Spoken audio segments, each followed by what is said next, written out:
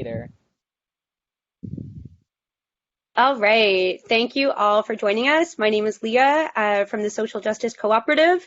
This is episode 2 in our webinar series, Planting Seeds. We're excited to get underway. Thank you to the people who have joined us here on Blue Jeans and to those tuning in later to watch. We've got some exciting speakers, a couple of quick housekeeping things. Video and audio for participants who aren't speakers is turned off. We want to keep it that way so we can keep the focus on the speakers when they're speaking. Okay, so we'll just, whatever happens there, hopefully the Facebook Livers can see us now. I'll have a look, and if we are indeed streaming, I can bring any questions from there back to the speakers. Incredible. Put your questions in the chat box or type them onto the Facebook page, and we'll try to get them to the speakers. Please engage with one another respectfully and keep an eye out for future episodes of the Planting Seeds Climate Justice webinar series. All right, Viviana, you're up.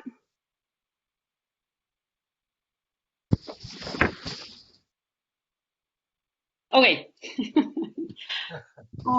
Thank you and welcome everyone. This is very, very exciting. So for those who don't know me, I'm Viviana. I'm from Colombia. I'm also a member of the Social Justice Co-op here in St. John's, Newfoundland and Labrador, North Atlantic. I think we're all from maybe in St. John's. That would be cool to know where people are. If you can write it in the chat box, that would be cool to see. Yeah, I've been here for 10 years. So thank you everyone for being here, all the speakers, the organizers who are also my great friends, and of course the audience making this possible. Ooh, Colonel Rook. So I've been very inspired by all the conversations around COVID and how COVID is challenging our world, our broken system. And I've attended a few webinars on the need of social change. And I haven't seen much about the environment. Probably I'm not looking in the right place. But anyways, I wanted to do one about it, and specifically for the zero waste movement, which I've been involved with for a couple of years now. And here is some behind the scenes. So once we got all our speakers lined up, I sent out the questions to them, and it was all about zero waste movement before, during the pandemic, and after, or whatever the future is. And then my dear friend Dan Rubin here today came back to me and said, "I'm sorry, Viviana." That's my tone and my words, but something like that. "I'm sorry, Viviana. If this is gonna be about the zero waste movement, I don't really have much to say because I'm not part of the movement per se. I also suggest like moving away from labels because the movement, it doesn't really take to productive conversations." So I was like oh my God, I screwed up. But so he also suggested maybe we can talk about the throwaway culture and keep the past, present, and future focus. So it got me thinking, and then I was like, yeah, I think you're right, and let's make this like broader so people can really relate to it. So thank you again, Dan, for your bluntness and kindness, and we hope that this webinar is going to be really engaging and positive. That's what we really want.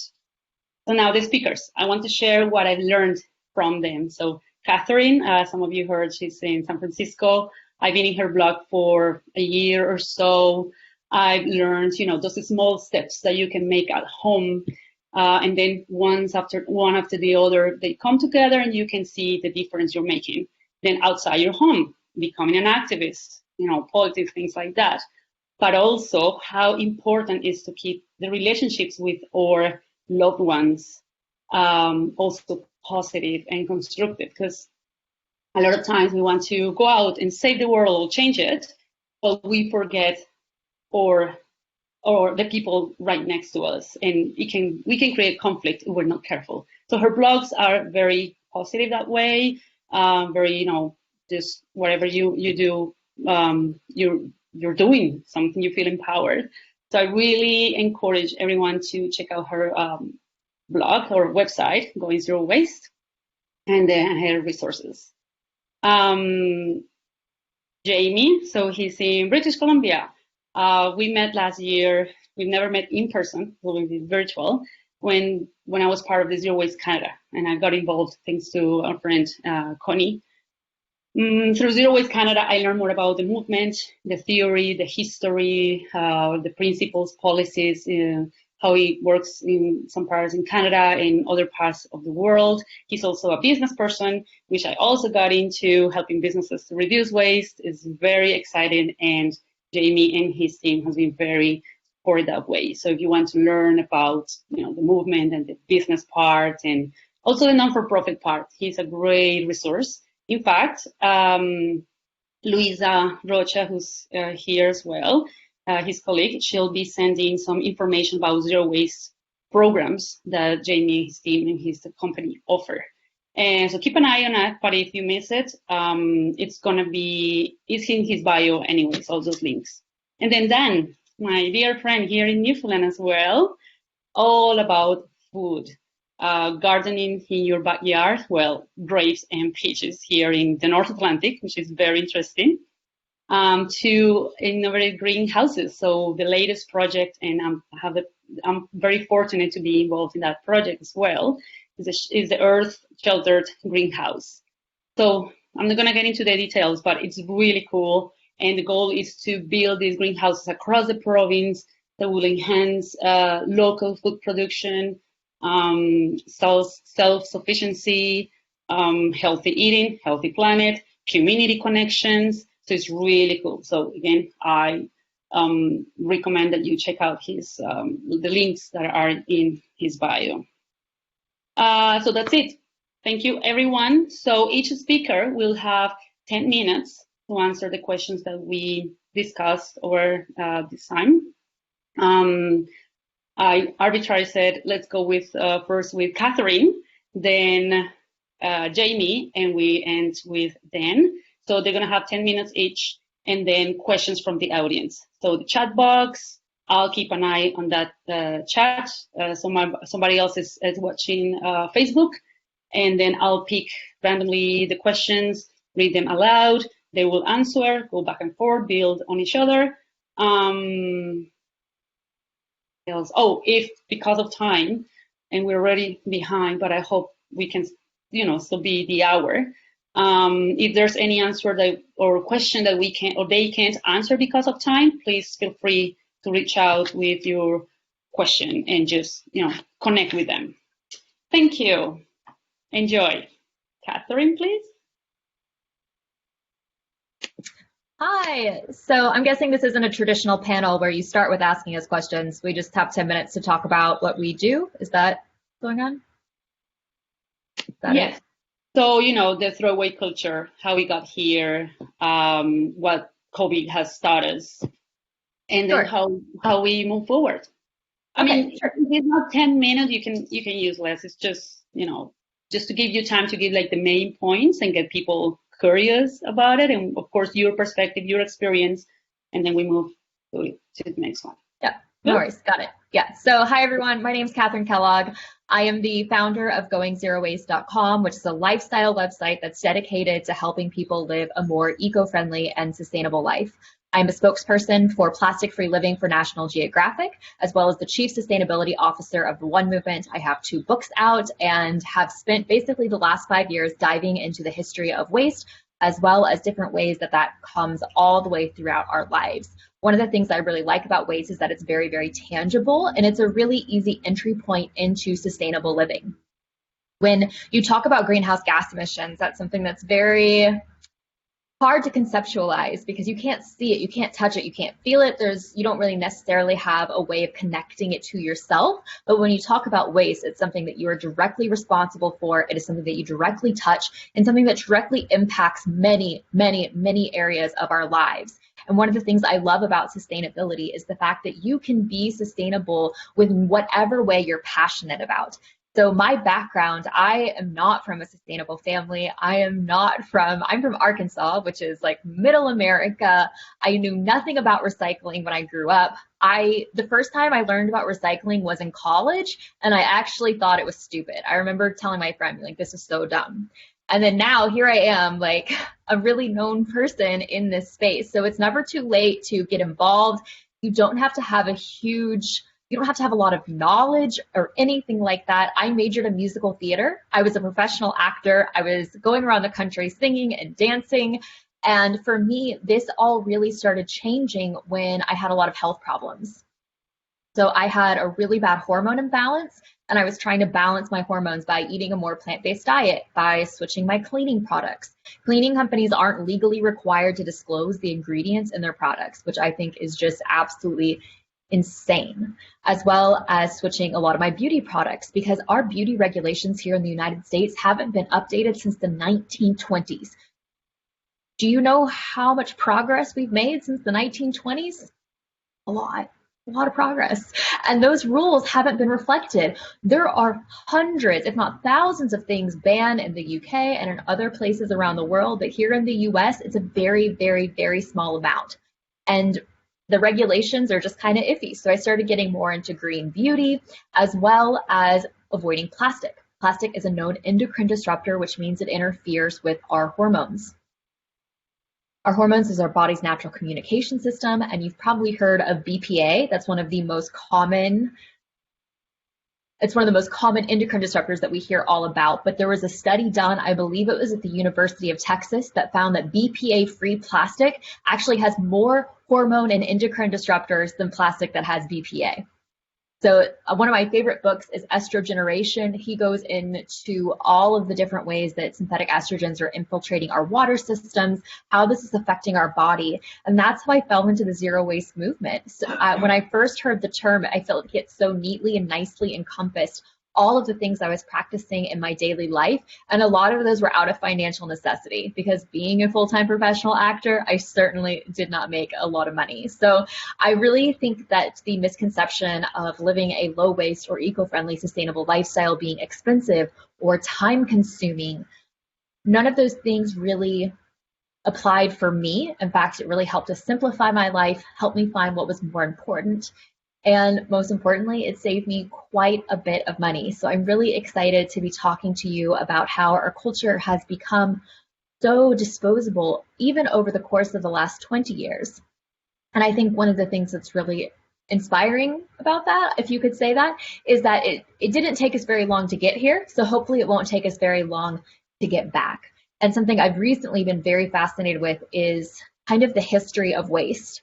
And I've done a few posts on Instagram about the history of waste, where I've documented, what it was like in different points of time, like in the 1930s rather than the 1950s and the 1980s, and then how our food culture has shifted through that too. So in the 1930s, almost everything was made from scratch. In 1950s is when you first had the first TV dinners, and of course, with more convenience comes more waste. In the 1980s, you start seeing a lot of your microwavable foods. Lots of all sorts of more processed foods are hitting the shelves. And then, of course, today we have a lot of delivery services which are delivering more and more food. And I've personally reached a really interesting crossroads with COVID. Obviously, I can't go out. I can't support my local restaurants. All of our restaurants are closed. All of my bulk bins have been saran wrapped shut. All of our bag bans here have been placed on temporary hold because we can't bring our reusable bags into the grocery store, which has been really interesting for someone who has been participating in a zero waste lifestyle for 5 years now. And of course, restaurants, right? So I want my restaurants that serve delicious, plant-based, organic food to stay in business. So I've been supporting them once a week. My husband and I still have date night, which of course means that more packaging and more trash is coming into my life. But I'm absolutely okay with that, because I really want to be supporting my local community, and that's out of my control right now. And I know that once things get better, of course, I'll go back and I'll definitely continue fighting for many of these regulations to stay in place whenever things are safer. I served my local government for 3 years as an advisor to the City Council through the Beautification Commission, and worked on legislation like styrofoam bans, as well as trash can bills to try and get more trash cans placed in parks, as well as recycle bins. and helping the community with education and making sure that we are sorting those things properly. And that's something I'm going to continue to pursue, especially after COVID, because I think it's more important now than ever that we have more community education, as well as making sure that our businesses are going to be able to stay in business and we can still reduce packaging. So I think I'm almost at my 10 minutes, but thank you so much for having me speak. I'm really excited. Please put your questions in the chat box. I can't wait to answer them soon.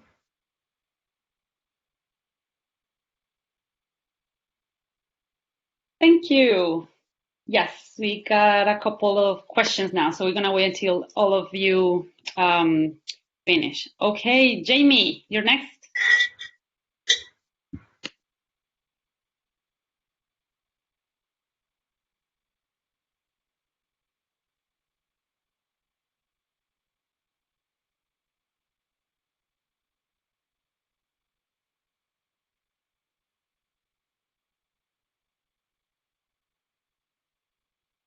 Hey, Jamie, I think you're on mute. Yeah. Is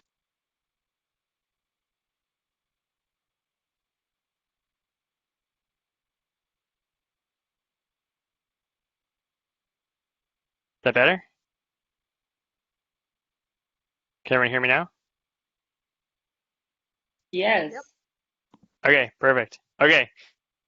So the first thing I'd like to do is take a moment to acknowledge that I'm presenting from Port Coquitlam. So this is the ceded and traditional and ancestral territories of the Coquitlam First Nation, which lies within the shared territories of the Tsleil-Waututh, Katzie, Musqueam, Squamish, and Stolo nations.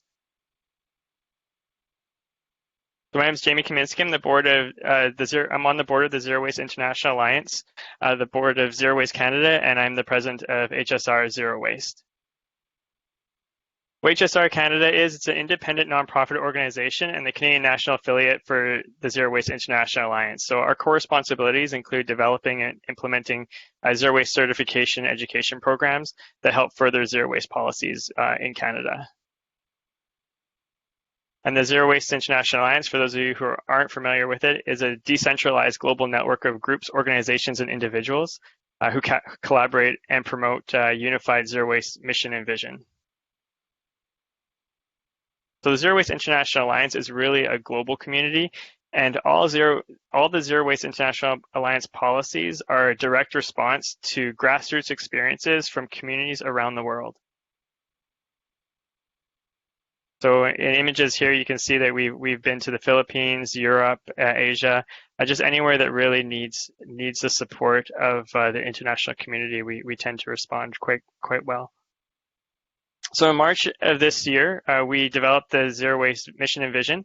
So if you can see some of these words within the mission and vision include resilient communities, a just world, environmental and social justice. These words might not always be the first thing you think of when you think of zero waste, but as you can see, zero waste is much more than what bin to put your waste in or what material something is made out of. We consider this really the heart and soul of what zero waste is. The question is why? Why are we here today? Why am I giving this presentation? Well, the simple reality is we have a waste problem. That's why. Despite years of time, energy, and resources spent on waste management and pollution prevention, still these pictures are today an accurate representation of our waste problem. The only difference would be that today you probably see more face masks and gloves instead of coffee cups and wrappers. All this, we're learning also the impacts of what our waste does on a larger scale. There is no real such thing as a way, and so if there's no such thing as a way, where does this material end up? Well, if this material doesn't get collected, it can end up in our sewer systems that can get washed out and end up in our oceans. So a lot of you know about the plastics in the ocean, so our fish are eating it. It's breaking down and attracting toxins, and it's basically killing our environment. If the material does get picked up, it ends up in the landfill. So basically a big hole in the ground that will leach chemicals and other substances into the groundwater, into the soil, and release toxins into the air. Or maybe it'll get burned first. So it'll get burned and those toxins will get released into the atmosphere. or condensed into a toxic ash that has to be landfilled afterwards. So really, the phrase, there is no such thing as a way, this is where it all comes from, because it's not just an environmental slogan, it's the web of life. So we're all really connected to this, and these issues really affect everybody. And this is why zero waste has gotten so much more attention.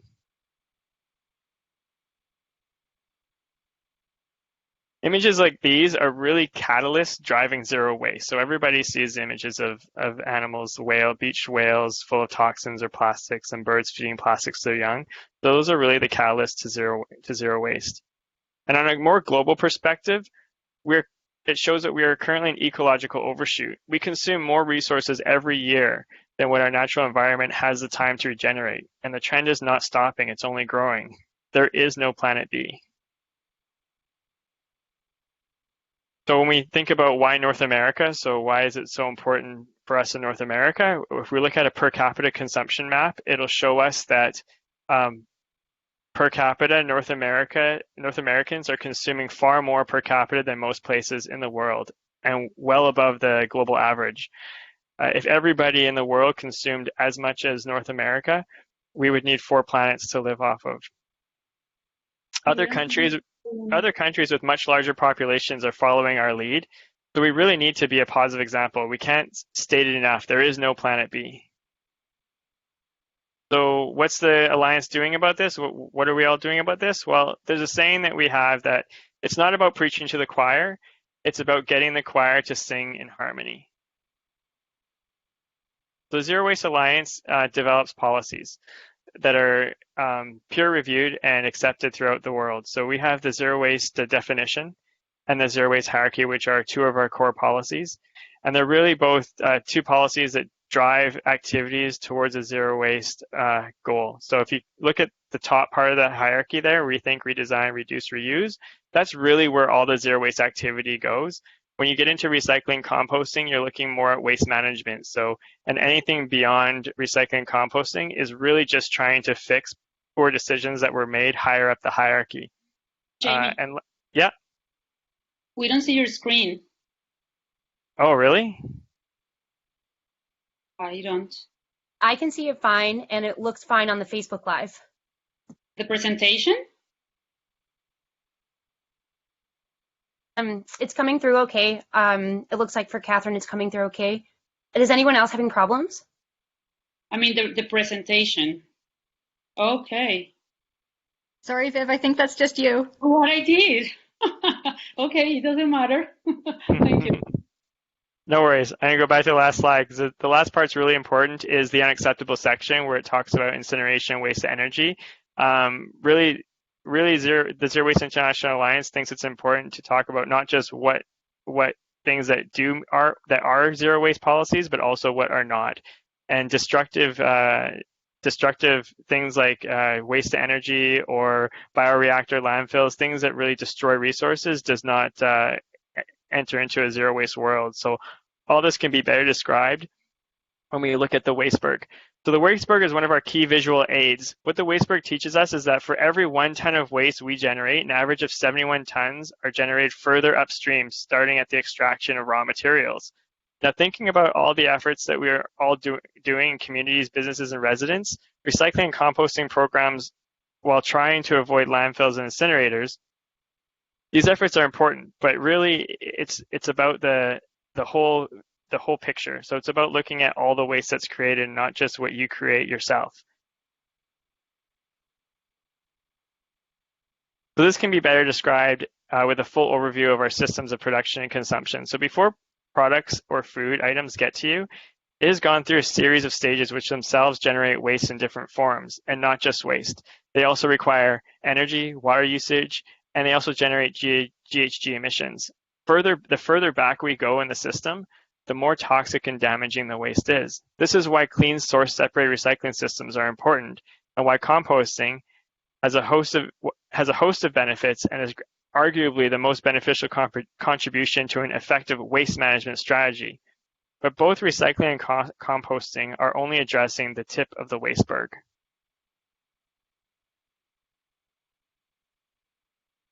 To put this into context, I know we can all relate to.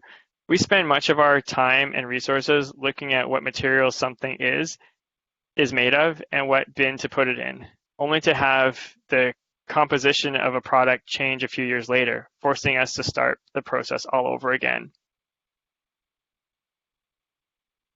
Zero waste is all about moving away from the concept of single use itself and increasingly in the direction of reuse.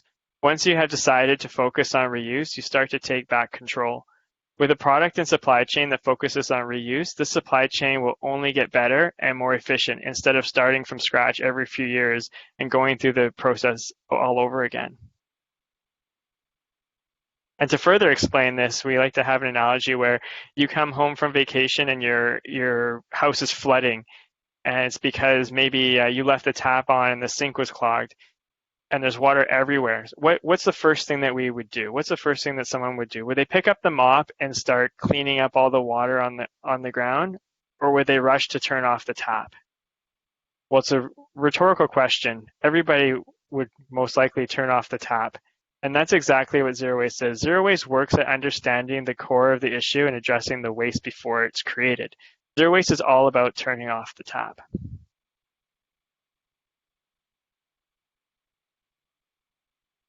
So what is Zero Waste Canada doing? Well, Vivian mentioned it earlier that we do volunteer work. So we volunteer at booths and public events. And as you can see in these images here, we do talks and presentations like the one I'm doing right now.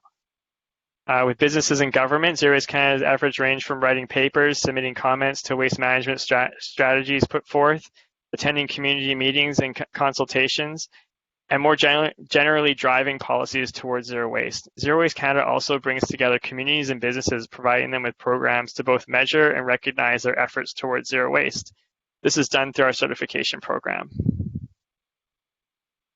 We've developed certification programs that recognize businesses that are doing zero waste activities. These programs are designed in stages. Each stage is a stepping stone towards the next, and are designed to be inclusive, starting with On the Road to Zero Waste.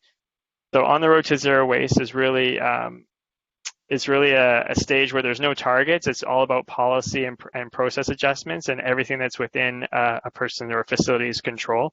We have various certification programs, like a facility certification that can be anywhere from schools, store locations, commercial buildings, community centers, to event certifications. Probably not too much applicable right now, but the event certification is for events that have a stop and start date and that can be indoor and outdoor. And we are proud that we are coming up with a zero waste community certification this year. And to complement those certification programs, we've developed a set of training programs. So these bring individuals step by step towards becoming zero waste specialists.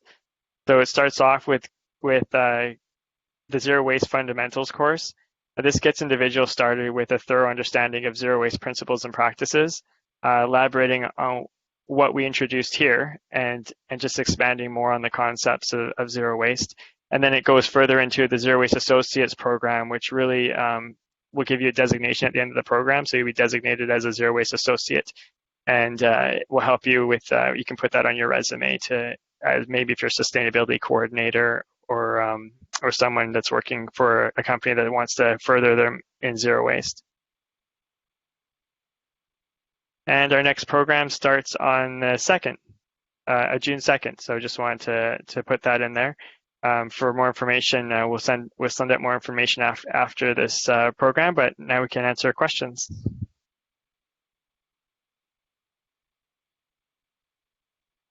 Thank you, Jamie. Okay, Dan, we got a few questions now. It's really cool. Go, Dan.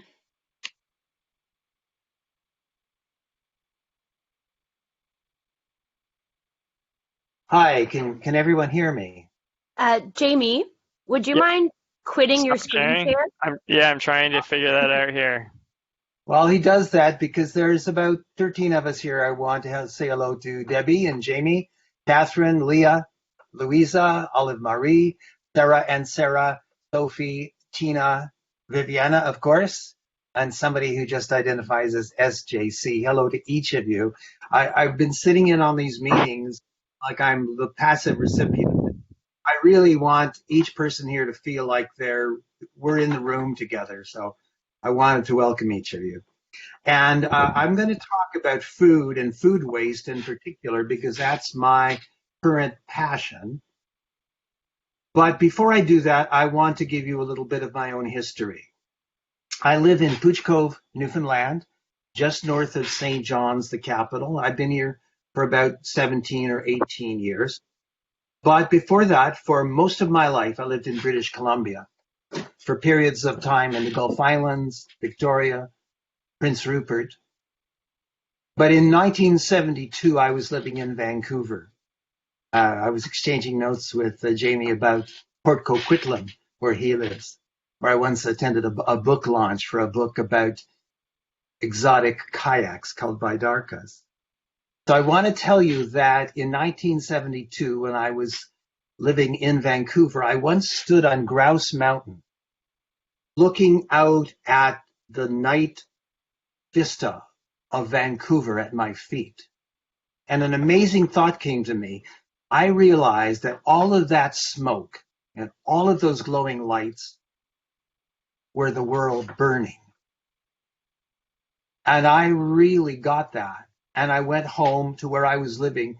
And I realized that when I went shopping, I was bringing home all of this packaging. And the thought struck me at the time. I said, what I should do really is I should get a few friends and we should keep all of this crap, this packaging, and we should take it back to the market where we bought it and hand it back to them and say, hi, thank you, but we don't want this part. Send it back where it came from. And of course, they would be flummoxed and they would say, no, we can't take that. And then we would get organized, and every Sunday, we would collectively go to the door of the market when it was closed, and we would pile it up there and leave it for them as a statement that it needs to go back to where it came from. But of course, that was just an idea. But that was 50 years ago, and most of the plastic that exists on Earth, half of it has been manufactured in the last 15 years.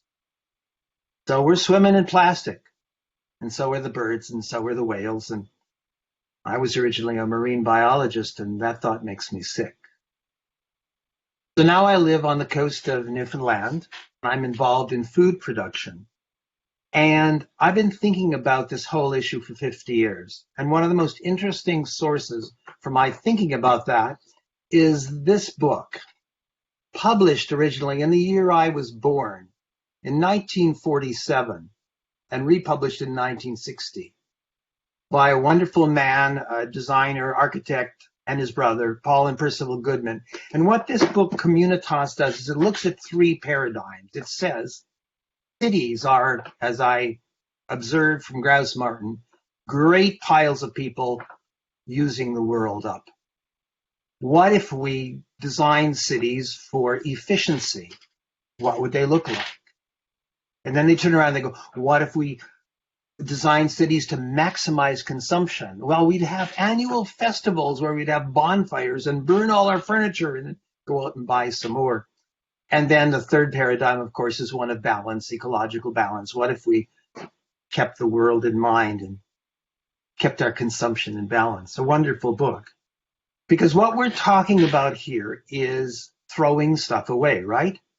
Isn't that our theme, Jamie? Throwing stuff away? Yes. So here's this book, published in 1960, written by Vance Packard, The Waste Makers. And what I'm learning as I reread this book is that none of this is accidental. It's all by intention. The planned obsolescence, marketing, things that people don't really need, make them think they need a brand new car with tail fins and all of that. That was all intentional strategy developed after the Second World War. So waste is not an accidental byproduct. It is the intention of our system that we live in. So how does that come down to food? Well, I live in Newfoundland. There's 500,000 people living in this tiny island and chunk of mainland. And 70 years ago, we grew, hunted, and fished almost all our food in local communities. We were, for all intents and purposes, with some exceptions, self-sufficient. And now we're modern people, and we drive our 4x4s to Sobeys and Dominion, and we buy it at the store. And as Catherine knows, because she's involved in this project, as National Geographic pointed out recently, half the food that the world produces is thrown away. Some of it is thrown away where it is grown because it's too lumpy and ugly and it's not marketable. Some of it spoils in shipment and in storage, but a great deal of it comes out of our own refrigerators because we don't shop daily as people used to do in the high street. We shop for the week and then stuff goes bad. And there's a whole movement going on to ugly food. I was really happy in the market when I saw a sign that said, these are the seconds on the avocados, take them home, they're still good. But really for us here in Newfoundland and Labrador, where we import 90% of the fresh food that we eat, we're a perfect example of what we don't want. And now with COVID, and even before that with our incredible snowfall in the winter that we called Snowmageddon, people really saw how vulnerable we are. So what's the solution to that? Well, first of all, behind me are my tomatoes in a bin holding 80 tomatoes that I started from seed. The explosion in interest in gardening here has been phenomenal, even before the winter, even before COVID. We have 25,000 people who are members of a Facebook page called Backyard Farming and Homesteading, 20,000 of whom live here in our province. We have 13,000 people on backyard vegetable gardening, and I have been presenting spring workshops on how to grow food year round. Those have been attended in 8 years by 800 people. So we're moving, and everybody else needs to move toward sustainability. And a big part of that is our food, because the food that's grown in Mexico and Israel and Morocco and California and Ontario and Nova Scotia has to travel to get here. And it travels here sometimes with packaging or is packaged when it gets here. And if the food were grown locally, we would not need the packaging. And I have a friend who just moved back from Britain who lives in and around Clarenville, a town north of here, and she's opening a no packaging bulk supply store. That's what we need. Now, one of the things that I've realized is that our provincial government, when they talk about food, when they try to improve the amount of food that's being grown locally here in Newfoundland and Labrador, they talk about farms and farming. So what they're ignoring is the fact that, here are the statistics.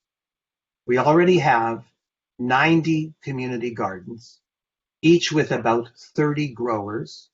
That's 2,700 people, each growing, and this is being conservative, 200 pounds of food per year. That's 500,000 pounds of food per year from the community gardens alone.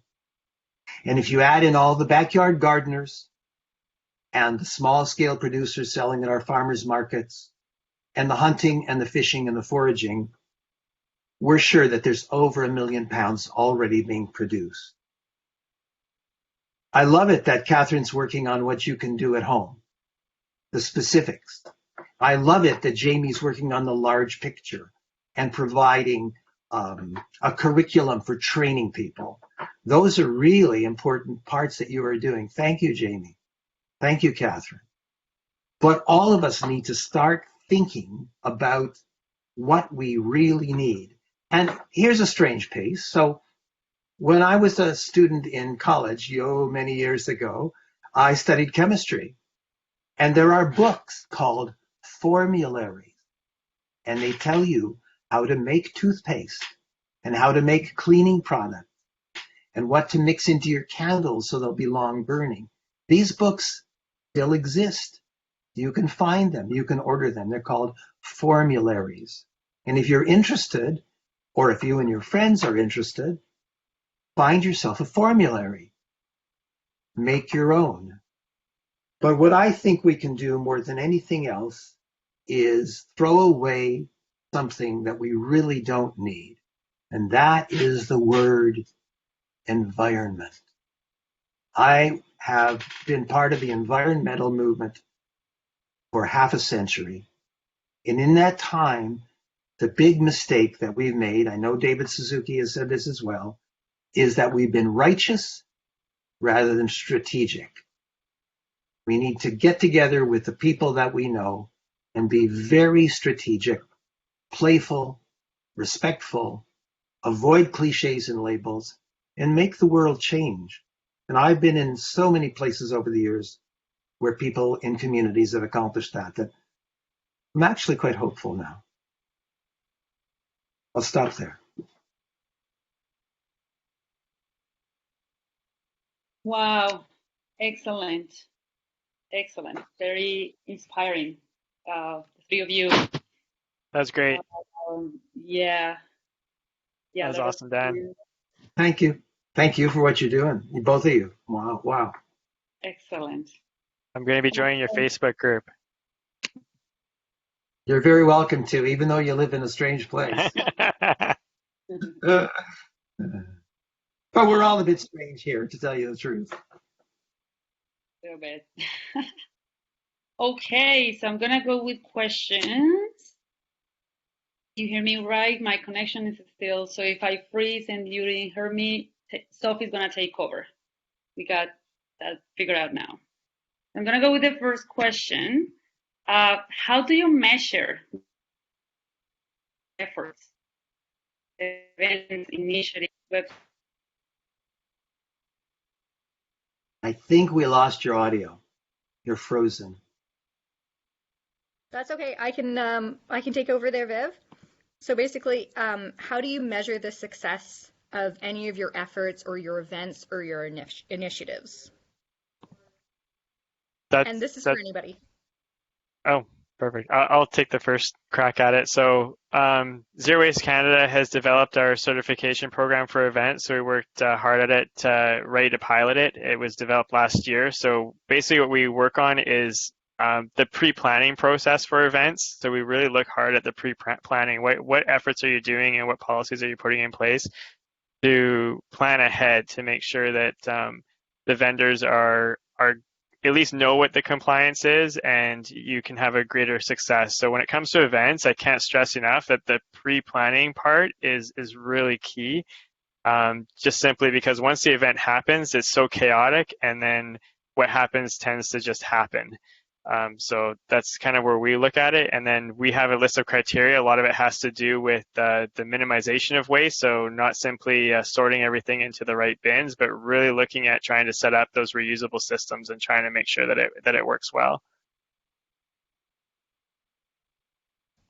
Thanks, Jamie. Does anybody else have an answer to that? For me, because of the focus on food, it's a very simple metric. And the metric is how much of our food can we grow or begin to grow right here at home so that it doesn't burn carbon on the way here, does not require retail, so the farmer gets paid better for the crop, and so that we can avoid the packaging. And as I mentioned, we have a rough idea that more than 1 million pounds of food is being produced, but we're actually waiting for provincial funding for a research project with College of the North Atlantic to determine what is actually being grown, gathered, hunted here. So we have a metric to put in the province's face, because there are many regulations at the provincial and municipal level stopping people from growing their own food. And we need to clear those out of the way. So we're getting the lever ready, and we got the fulcrum ready, and we're gonna make change. But first, we need to know where are we at. So we're working on that. Excellent, thanks, Dan. Catherine, did you have anything to add to that? There's nothing measurable that I've put into place to help people really Other than, I guess, doing a trash audit at home and then just tracking that, I like to do it probably once every 3 months, do a trash audit, and then you can just compare and contrast what kind of waste you're producing and whether or not that number and amount has gone down. Okay, thanks. Catherine, this one actually might dovetail kind of nicely now with that answer, but how do you kind of engage with those who are not interested in the environment? Because I know that is a lot of what you do as well. So how do you, I guess in some way, how do you measure your success in engaging with people who aren't, or how do you do it in general? Yes, being from Arkansas, of course, my views of the world are very different than a lot of people back home, my parents, friends, family. And so it's been really interesting watching a lot of their evolution over the last few years. And the best way to talk to someone is just to find common shared ground and understand how to speak their language, and also focus on the selfish rather than the selfless. You're not doing this for the environment. You're not doing this for the animals. You're doing this for yourself. And how are you doing it for yourself? And what immediate benefits are you seeing in your own life? For instance, my dad loves saving money. So when I talk to him about all the ways that he can save money. Oh, by switching reusable to reusable towels, you're going to be able to save hundreds of dollars a year. By avoiding bottled water, you're going to be able to save thousands of dollars a year. By making all these simple changes, here's how you can save money. My mom, on the other hand, doesn't really care that much about saving money. I love her to death. She's not really crazy about the idea of wrinkles. And I told her that straws give you pucker wrinkles. And let's just say she hasn't touched a straw in 5 years. So finding the different things that you talk to people and finding what interests them is the best way to do it, and do it with positivity. Do it by sharing your passions and never nag people and never pressure them. Can we put up the slide? Can we put up the slide that I asked to have on hand? I want to show you people that are here this image. Can that be put up now? Yeah. So here's some people. I picked this up on Facebook just the other day. And of course, we're really concerned about the plastic bottles. There have been recent announcements that Coca-Cola is going to go to biodegradable bottles. Well, good for them. But at the same time, as I said, this is all part of the system. And the system turns the world into stuff, into products. And one of the products, of course, is bottled water. So the truth here about bottled water is we don't need the bottles, but we also don't need the water taken out of the ground and out of communities. We can have non-biodegradable stainless steel thermoses and fill them from our own taps, can't we? So I think this is a good paradigm to look at, because it allows us to constantly ask the question, do we really need this? Do we need this? Yeah, I think about that all the time, Dan. We have another question, and I think this might be our last question, which is unfortunate because I love the discussion. So this one is, how do we respond, say, when the government says things like glass recycling is not done because of the financial cost, and they're seeing the financial cost, but how we know they're ignoring the environmental costs, or maybe some additional costs that aren't really factored into that recycling? I'll take this one, because I really think that the idea of recycling glass is fabulous, and definitely we should do it. But if we just keep pushing to have them recycle our glass, we're settling, because glass was designed to be reused. So we really need to push them further than just simply saying we want to recycle our glass. We want to push them to say we want reusable supply chains or refillable supply chains. And that's really where we need to keep pushing, because if we keep settling for all these little barriers that we have to recycling, and just keep fighting for those little inches with recycling, we're never going to get to where we really need to be, which is the refillable supply chain. And I guess this one actually does dovetail into how do we sort of go about getting or pushing companies to take responsibility for the waste that they create during the company's lifespan. And someone wrote, not just wash their hands of it after it's been purchased by a consumer. Yes, this is actually what I was jumping in to say, is that we have to make sure, instead of legislating that something has to be recycled, there has to be a market for it. Recycling is a business. And we have to mandate that the people who are producing products use recycled content. And if you're in the US right now, there's a current bill in the Senate called the Break Free from Plastic Act. And I would highly, highly recommend and urge you to check that out because it does demand extended producer responsibility. Please email your representative, have them support this. Please look into it if you're in the US.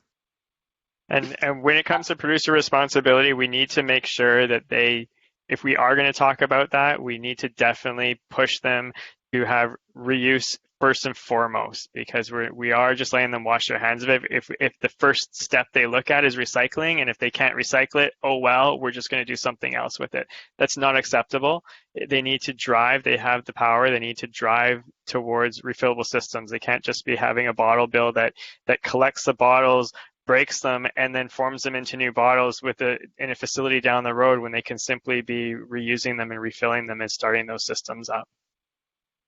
I was watching a program on a documentary from British television about the evolution of the home.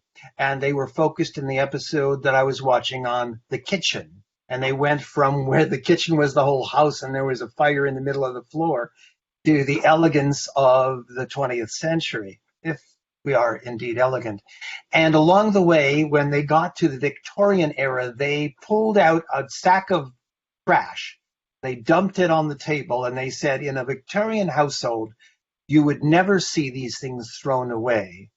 It was waste not, want not. And if a servant ended up throwing away the cans, the glass, the wrapping, the waste, the peelings from the vegetables, they would be fired. They would be sacked because all those things had value, and the bones and the vegetable peelings went into the pot for soup, and the rag and bone man came and collected the bones after they'd been in the soup and the dogs had had them. They were still not thrown away. And so I really like what you said, Jamie. There is no away. There is no environment out there. We are in it. It is in us. 1 million children marching in the streets couldn't wake us up. It took a virus to remind us that we are part of the living world. We do not have 4 Earths to consume. We barely have 1 left. Thank you, Dan. Yeah, that away is probably the most powerful one that I've heard, and a reminder that I am responsible for whatever I put into this earth.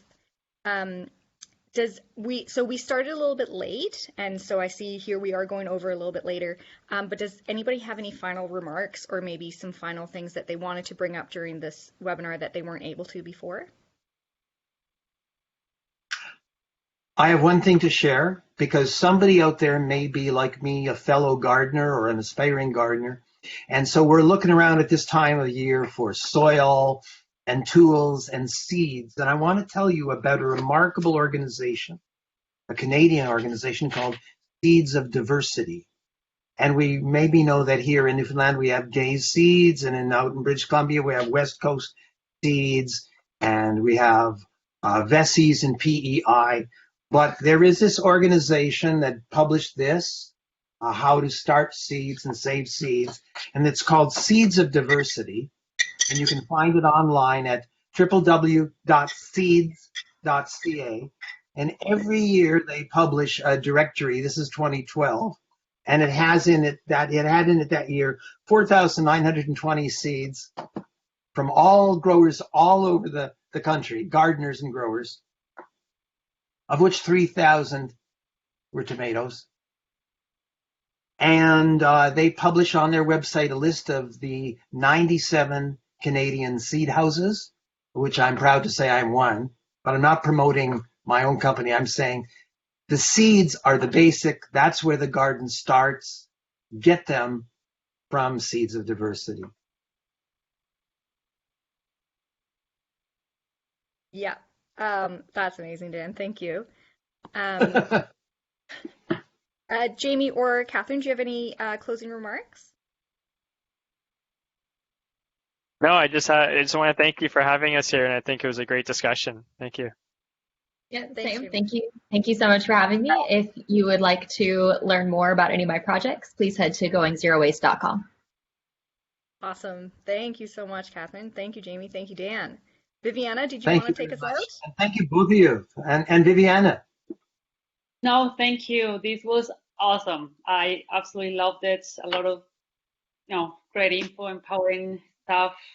Thank you so much for being here. I just figured out that my connection problem was because I was too far from the Wi-Fi.